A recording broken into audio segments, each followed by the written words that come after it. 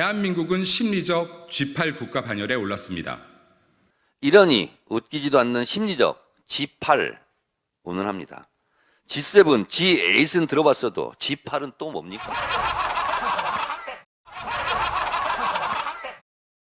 시청자 여러분 안녕하세요. 박구스트입니다.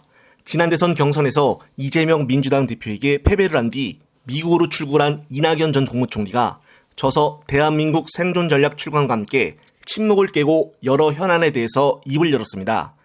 특히 최근 민주당의 지지율 하락에 대해서는 과감한 혁신을 요구를 했습니다.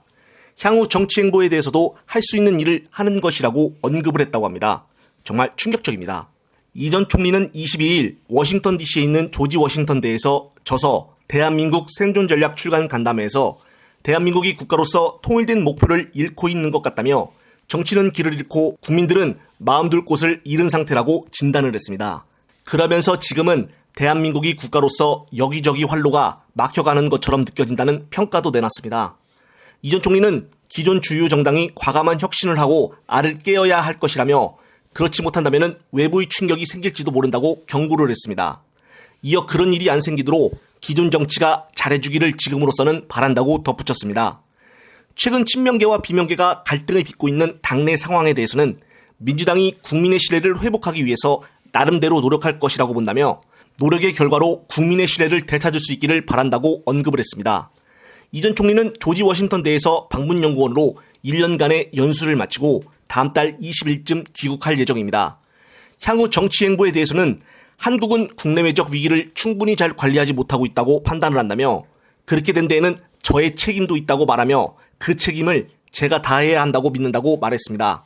그러면서 한국이 통일된 목표를 잃고 있는 것 같다며 정치는 길을 잃고 국민은 마음 둘 곳을 잃은 상태라며 정치가 길을 찾고 국민이 어딘가 마음 둘 곳을 갖게 되도록 제가 할 수 있는 역할이 어디까지인지는 모르겠지만은 할 수 있는 것을 하는 것이 제 결심이라고 밝혔습니다.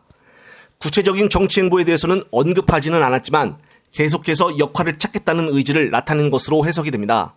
그동안 당분간 아무 계획이 없다, 지금은 나의 역할은 없다라는 등 몸을 사리는 표현을 했지만은 오늘 이 같은 발언은 확실히 컴백을 의미해 보여집니다.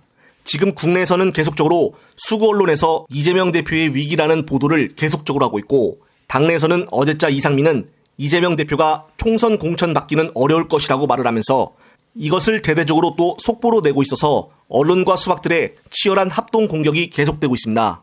또한 대의원제도 폐지에 대한 공론화가 되어서 언론들이 하나둘씩 기사를 쏟아내고 있으며 어느 정도 이쯤 되면은 강력한 리더십을 이 대표가 한번 보여줘야 하지 않을까 싶습니다. 오늘자 이낙연의 인터뷰 발언은 정말로 정치를 다시 시작할 것이라는 메시지를 확실히 보낸 것으로 보여집니다. 역시나 내년 총선을 노리고 있는 것이 아니냐는 말들도 나오고 있기 때문입니다. 영상을 보신 구독자님들은 어떤 생각이 드시나요? 이번 영상은 여기까지입니다. 영상이 유익하셨다면 구독과 좋아요를 꼭 눌러주십시오. 다음 영상 제작 시 큰 힘이 됩니다. 시청자 여러분, 시청해주셔서 감사합니다.